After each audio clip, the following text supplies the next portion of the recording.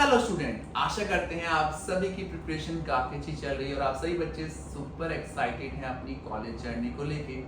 College journey में college ढूंढना एक बहुत बड़ी जंग है, बट कॉलेज में सरवाइव करना उससे बड़ी जंग है। जी, आपको तब पता चलेगा जब आप कॉलेज में एंटर कर जाएंगे एडमिशन लेने के बाद। और आज की स्टोरी उन सभी बच्चों के लिए जो कॉलेज में जाने के बाद डिप्रेशन का शिकार बनते हैं कई सारे रीजंस की वजह से। तो एक छोटी सी स्टोरी के माध्यम से हम आपको थोड़ा सा मोटिवेशन देना चाहेंगे ताकि आपका ये सफर बहुत बेहतरीन तरीके से कट पाए। बिना देरी के शुरू करते हैं आज की स्टोरी और देते हैं आप सभी को बहुत सारा मोटिवेशन।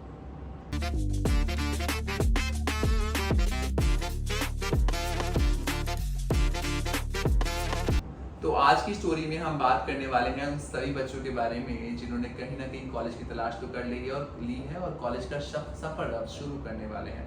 तो ये कहानी है एक ऐसे बच्चे की जो कॉलेज में जाने के बाद कई सारी मुश्किलों में पड़ गया और बाकी आगे क्या होता है वो आपको कहानी में पता चलने वाला है। तो कहानी है अमन की, जिसने अपना एडमिशन लिया एक कैंपस में और एडमिशन लेने के बाद उसका पूरा व्यवहार बदल गया अपनी फैमिली के साथ। वो बहुत चिड़चिड़ाने लगा, बहुत ज़्यादा वो अपने नए फ्रेंड्स के साथ इतना खो गया, मस्ती मजाक में इतना घुस गया कि उसका पूरा ध्यान अपनी पढ़ाई से हट गया।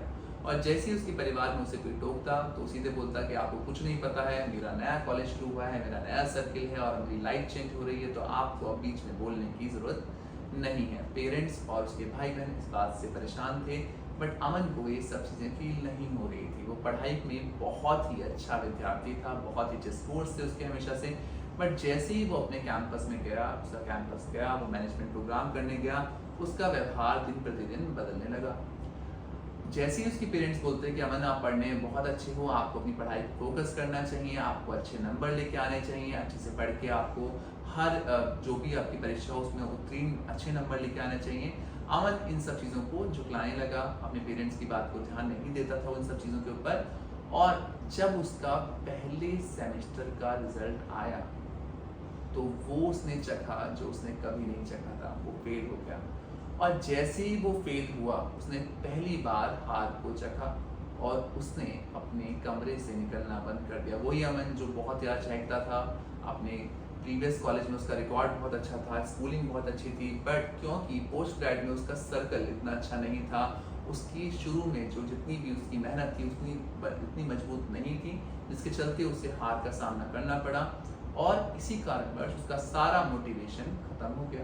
और ऐसा अक्सर बहुत सारे बच्चों के साथ होता है जब वो पहली बार छोटे शहरों से निकल के बड़े शहरों में बड़े कॉलेजेस की तरफ बढ़ते हैं। हम बहुत सारी जंग लड़ते हैं कॉलेजेस को लेके, एडमिशन्स को लेके, कॉलेज अच्छा है बुरा है, बट कॉलेज का सर्वाइवल बहुत कठिन होता है। जो इस सर्वाइवल में जीतना सीख गया वो ही राजा कहलाएगा। तो अमन के साथ यही होता है, अमन उस सर्वाइवल में आगे नहीं बढ़ पाता है क्योंकि उसका सर्किल ऐसा बन चुका होता है जहाँ पे उसका पढ़ाई पे से बिल्कुल ध्यान हट चुका होता है। और इसी कारणवश अमन अब क्योंकि पहली बार हारा था, पहली बार ऐसा कुछ हुआ था उसके साथ जिसने उसे चेंज कर दिया, तो कहीं ना कहीं बहुत ज़्यादा डिप्रेशन में आ जाता है।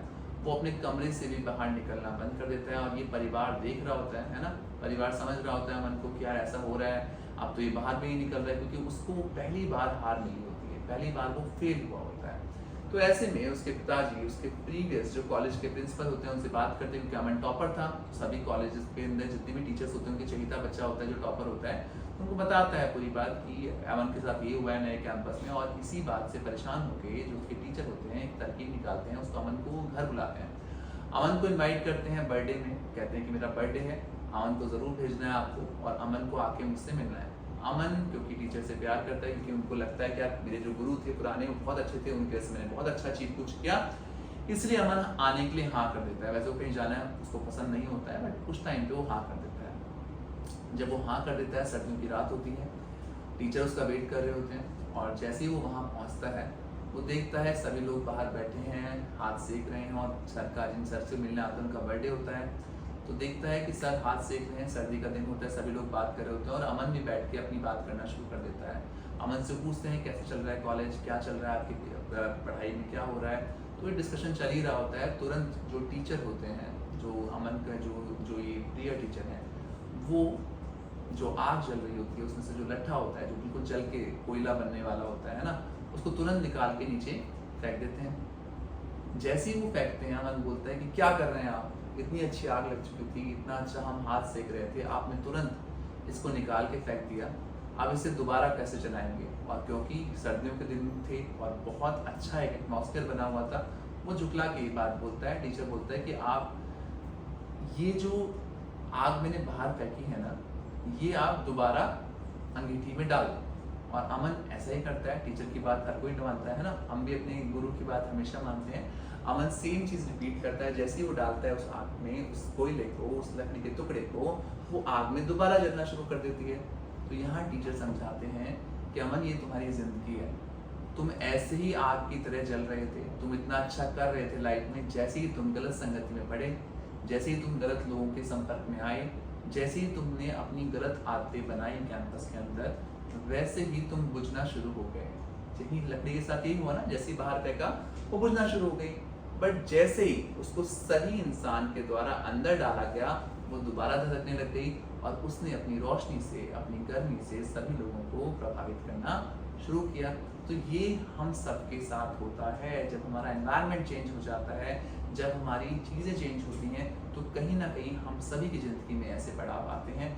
बीइंग अ स्टूडेंट आपकी ज़िंदगी में भी ऐसे बहुत सारे पड़ाव आएंगे और इन पड़ाव को आप पार कर सकते हैं बदलाव के साथ। आपको बहुत अच्छे से मेहनत करनी है, अपनी संगति का सही होना बहुत ज़रूरी है कॉलेज में। इसीलिए हम भी कहते हैं क्राउड क्वालिटी बहुत मैटर करती है, क्राउड क्वालिटी मैटर करती है, आपके कॉलेज का एम्बियंस मैटर करता है, माहौल मैटर करता है, और तभी आप एक सही कॉलेज तक पहुंचने में सफल रहते हैं। आशा करते हैं आज की कहानी के माध्यम से आपको मोटिवेशन मिला होगा और आप भी अगर ऐसी ही सिचुएशन में फंसे हुए होंगे तो इस कहानी से अगर हम किसी एक बच्चे को भी मोटिवेट कर पाए तो आज की कहानी सफल है। Thank you so much for watching us. Best of luck.